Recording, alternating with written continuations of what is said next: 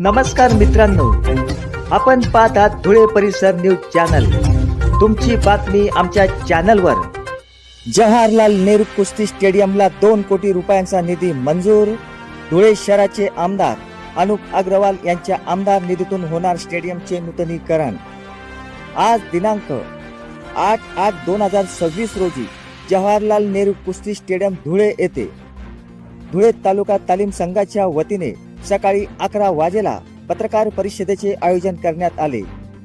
पत्रकार परिषदेमध्ये जवाहर नेहरू कुस्ती स्टेडियमसाठी माननीय आमदार अनुप अग्रवाल यांनी स्टेडियमच्या नूतनीकरणासाठी आमदार निधीतून 2 कोटी रुपये मंजूर केल्याचा खुलासा करण्यात आला। यावेळी धुळे तालुका तालीम संघाचे अध्यक्ष व पदाधिकारी उपस्थित होते। धुळे तालुका तालीम संघाचे अध्यक्ष रवींद्र आगाव उर्फ गड्ड्या पैलवान यांनी आमच्या प्रतिनिधीशी बोलताना सांगितले। धुळे जिल्हा अध्यक्ष राजवाडी कदम बांडे साहेब, त्याच्यानंतर तालीम तालुका संघाचे अध्यक्ष रवींद्र आगाव उर्फ गड्ड्या पैलवान आणि माझे सर्व मंडळी, उपाध्यक्ष, सर्व पदाधिकारी आणि सगळे जे ज्येष्ठ श्रेष्ठ वस्ताद यांनी सगळ्यांनी आम्हाला पाठबळ देऊन का वो काहीतरी करायचंय, तर अनुप भयाकडे गेलो 2 कोटी रुपये मंजूर त्यांनी करून दिले।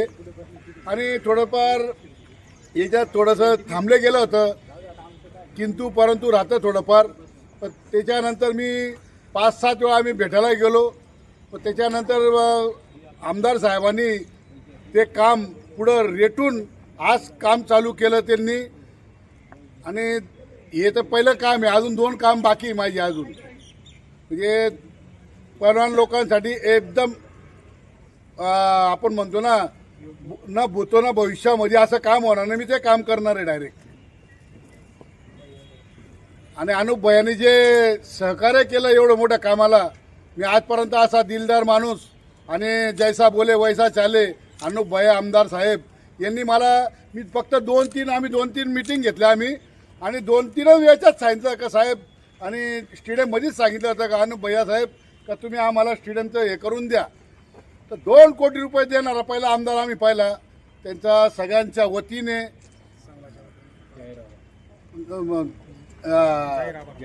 जाहीर आभार करतो त्यांचं। आणि असंच आमच्या पाठीशी त्यांनी राहावं आणि कुस्ती क्षेत्र वाढवण्यासाठी आम्हाला भरभराटाचा आशीर्वाद द्यावा त्यांनी। अशाच नवनवीन बातम्या पाहण्यासाठी चॅनलला लाईक, शेअर आणि सबस्क्राईब करा। मी राजू बैसाने, कॅमेरामन फरीद अन्सारी, धुळे परिसर न्यूज चॅनल। जय हिंद, जय महाराष्ट्र।